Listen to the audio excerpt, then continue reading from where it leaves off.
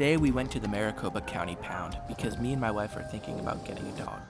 And we were instantly greeted by Turnip, who was a black German Shepherd, only 11 weeks old, who unfortunately was neighbors with this piece of crap. I don't know who would want to buy a Chihuahua. But we decided to keep walking, which is when we found the bigger dogs. And coincidentally, they decided to place the bigger dogs next to the trash cans, which might have been a coincidence. This kennel had a tarp over it, so we decided to stay out of this room. And I think this guy might have been having a seizure. But we decided to go back to the big cages, and that's when we found Topaz, who was just over a year old and definitely captured our hearts the most so far.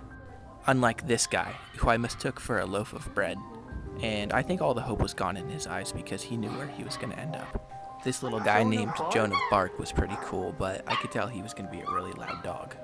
And that's when we found this group of puppies. But I scanned their QR code and they turned out to be Chihuahuas, which end up looking like this, which is absolutely terrifying. Nobody wants that dog with goop in its eyes. This litter was super cute, but they looked pretty comfy and I didn't want to wake them up.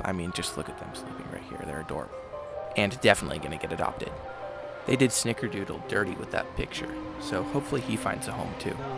We found this other puppy named Sprinkles, who seemed pretty cute, but for me it was between this little guy who was just absolutely adorable. His name was Kermit and he was an Australian Shepherd.